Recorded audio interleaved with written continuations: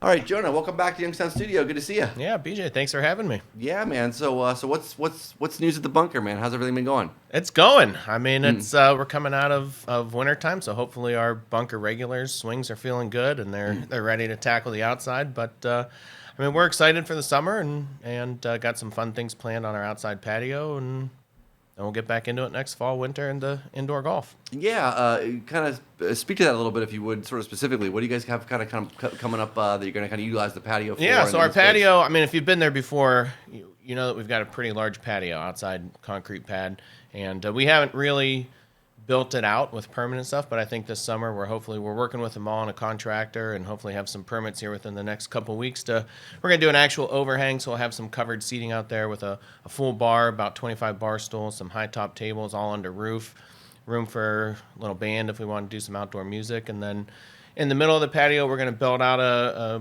kind of unique flower bed type feature with some greenery and an actual dining section around that, and then kind of revamp we've got 3 built-in fire pits that we'll revamp those fire pits a little bit with some stone and ledging that you could put drinks on and new sectional couches, and should be hopefully a fun spot to hang out this summer. Nice, man. Awesome. Yeah. So I assume you've been watching, keep it up on golf. Obviously, the Masters Yeah. happen, and Scottie Scheffler just seems The to be Scottie winning everything. Scheffler show. So, do you think Scottie Scheffler is is he the next Tiger, or is he the next Jordan Spieth? You know, Yeah. what I mean by that is a guy that's that's hot for a little bit and then Right. kind of goes away. Like I heard he might have just had his first child, I believe. Yeah, I think- whatever. Which that kind of Right. you could say what a you game want about changer. that, but it is kind of a game changer. I mean, look at Yeah. Rory McIlroy he's won a major since Right. since Yeah. not saying whatever, but Yeah. life kind of comes up and some It does, yeah. so yeah, I mean, yeah. What's your take? Do you think is it the next Tiger or the next Jordan? You know, Spieth? I think probably somewhere in between, to be honest. You know, Spieth's game, I feel like he got hot there when he first came out in 2015, won like 3 majors in 2 years, but I don't feel like Spieth's ball striking was ever at the point where Scottie's at right now. You know, Spieth had an incredible short game and an incredible putter, and when his ball striking got good enough, you know, he was able to win. But I don't feel like the ball striking dominated the way Scottie is right now. I mean, his ball striking, if you look at some of the stats, it's just incredible how he's striking the ball. And, you know, you've seen players say for the last couple of years, they kind of have pinpointed him as the best ball striker. And they say when his putting's on, he's hard to beat. And, you know, I think it was Rory. Somebody made a comment about, I'd like to tell him to go to a mallet, but I don't want to tell him that because he'll just beat us every week. Right. And then he switched, and, you know, now you see it. I mean, and I think even Tiger said this week, if he's putting well, he blows the field away. If he putts okay, he wins. And if he putts poorly, he's in contention. And I think that when your ball striking is that good, I think you'll see more longevity than, you know, a hot, okay ball striker whose short game, you know, leads to victories like Spieth did. Yeah, he won the week after the Masters too, didn't he? Down in Yeah, I don't Hilton think Head, he and didn't then- even want to be there probably, but the new tour season, you know, with those elevated events, you have to play in them, and goes and still wins. Yeah, I was watching him, and it's just it's crazy how close he hits the ball to the hole on every Yeah. shot. It's like unconscious, like he's just in a crazy zone. And like you said, the putting, that was his kind of big hang up for a while. Was just he didn't make enough putts, and now he's Right. like, I think even if his putting is if it's 25-30% better than what it was, he's still gonna Right, yeah. He goes, and then if it's really good, then he's just gonna lap. I mean, fields I like think Tiger his used to. putting stats were so bad, and he was still Yeah. in contention every week. So I don't know how they do the stats now. You know, there's strokes gained off the tee, and then from the fairway and around the green and putting. And some crazy stat that I saw was when you add up where you come in those 4 categories, nobody was below 20. And coming into the Masters, Scottie was at like a 6. Like he was like 1, 2, 2, 1. Like you watch like live from the Masters, and you see these guys. It's like, how can you pick anybody other than Scottie to win? Yeah.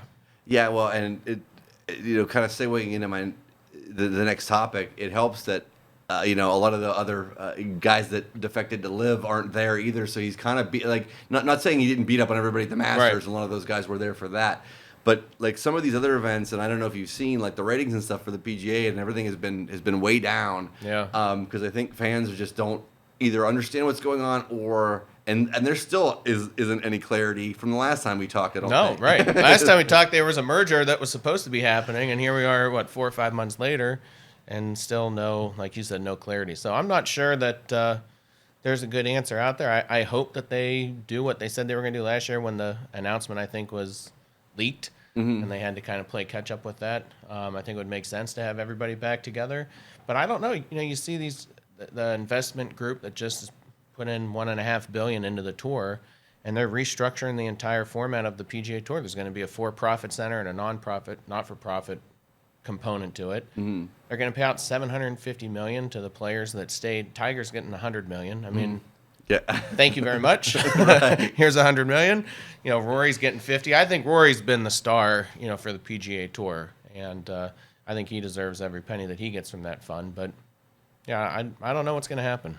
Yeah, it's weird, man. It's not like the headlines haven't been about golf. It's been, it's just been money and then live and then Right. again and I think fans are confused.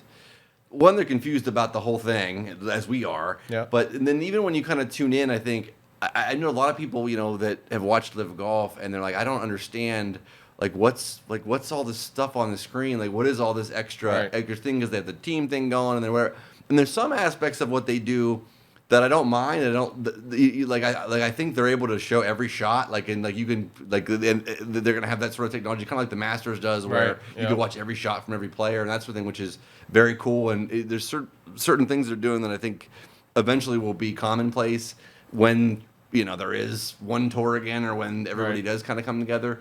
But it is still kind of confusing, and I don't know if the team thing is ever going to take off. Right. Though. I don't think it's taken off the way that they thought. Where you're going to have the team be more important than the individual piece. Live, like you said, I agree. I think there's some things about it that are fun and entertaining, and I can see working long term.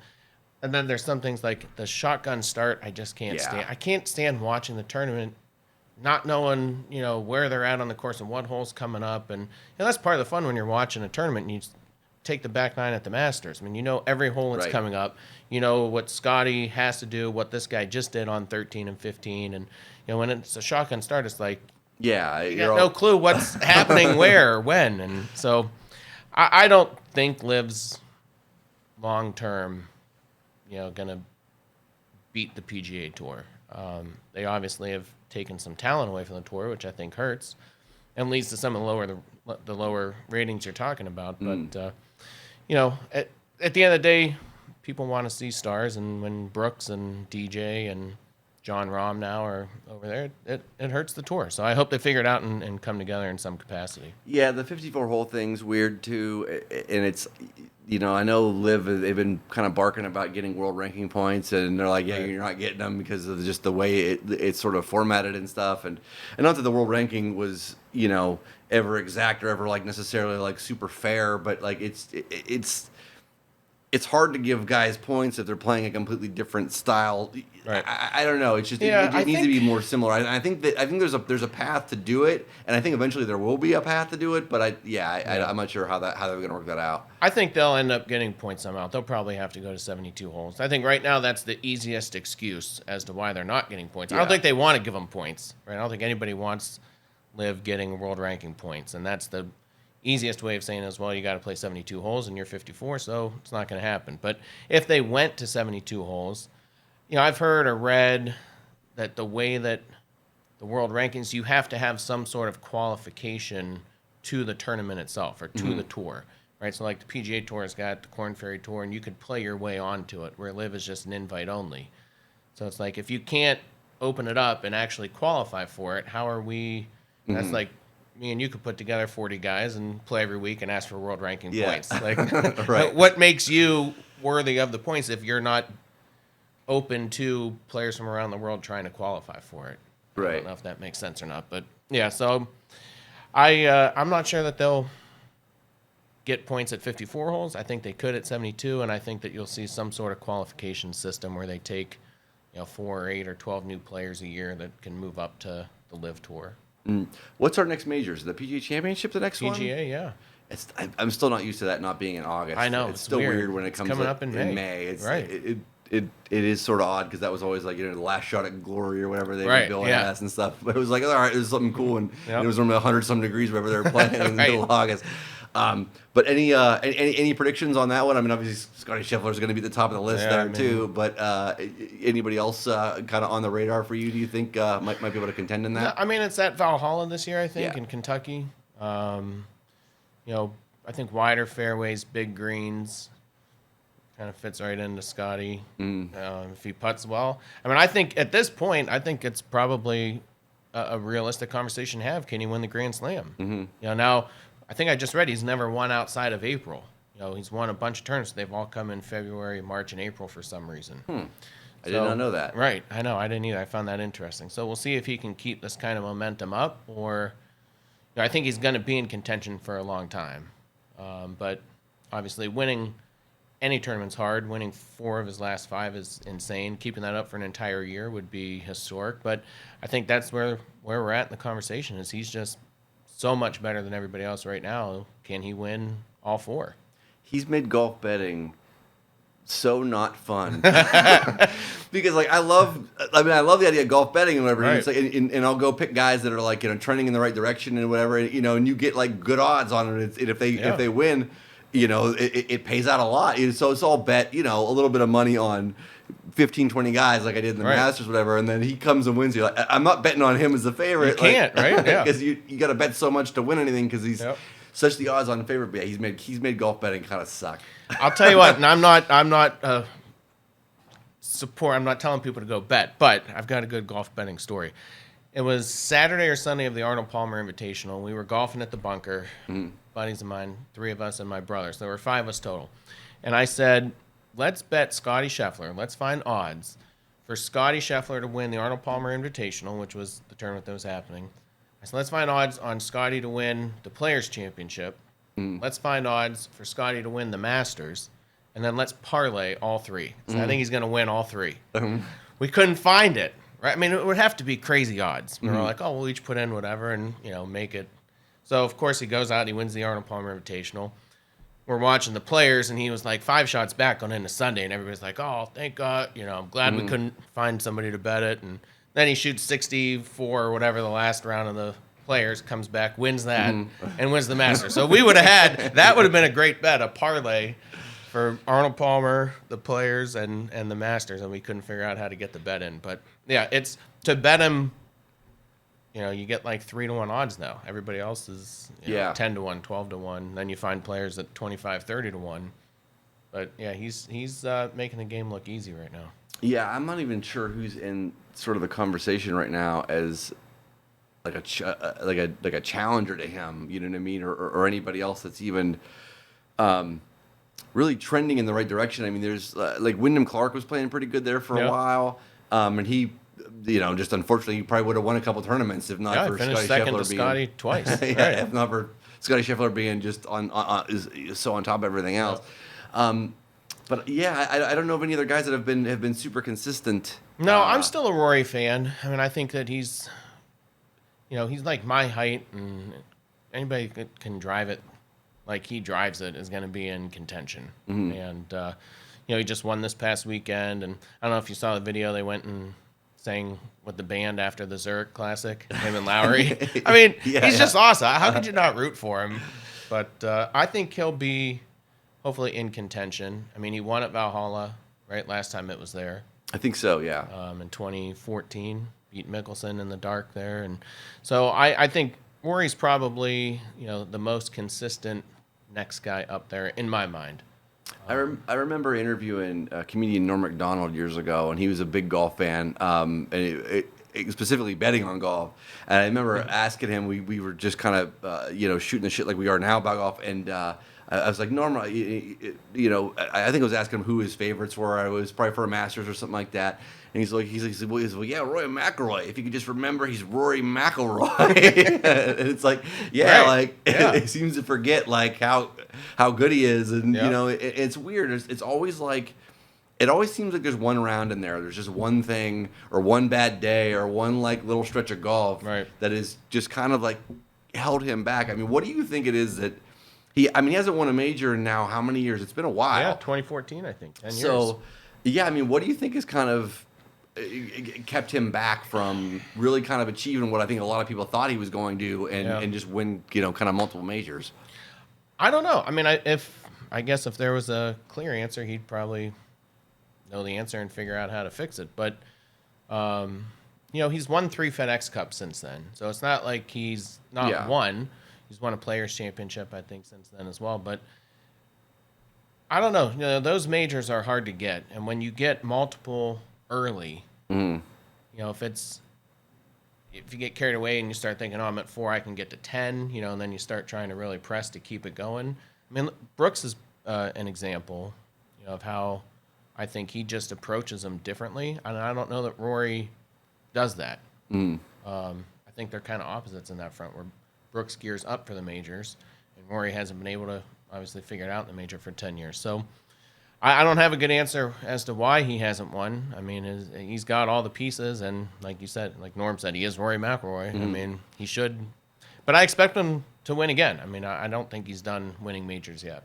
Yeah, I don't think so either. I think it's a matter of time, and I think he will kind of come through. I don't know if he's gonna, start reeling them like multiple majors off, whatever. But he's definitely not done winning them. Yeah, I hope he wins the Masters. I mean, he's missing the Masters for the career Grand Slam, and I think he deserves to be in that echelon of players. And I hope he gets a Masters under his belt.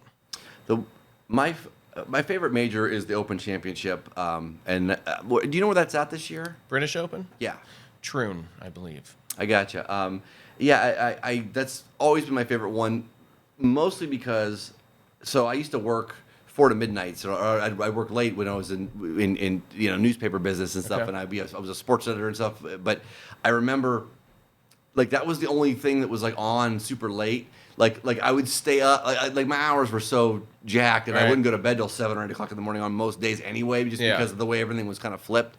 But that was when it was like, oh, this comes on at 3 in the morning, awesome, right? Yeah, at least I could watch it, and not sort of miss it. But yeah, I mean, we're kind of a little bit of a ways away. I mean, obviously Scottie Scheffler is probably a favorite there too.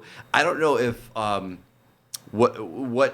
how Troon stacks up against maybe St. Andrews or some of the other ones that maybe I'm a little more familiar with in my mind. But is there any kind of I'm trying to think if there's anybody kind of on the European tour, or anybody over there that is kind of trending in the right direction and kind of has that in their sights. Is there anybody kind of off the top of your head that you can think of? European tour? No, not really. I think. Or European talking golfers. About the tournament itself compared to the others. I think that's probably the hardest one in my mind for Scottie.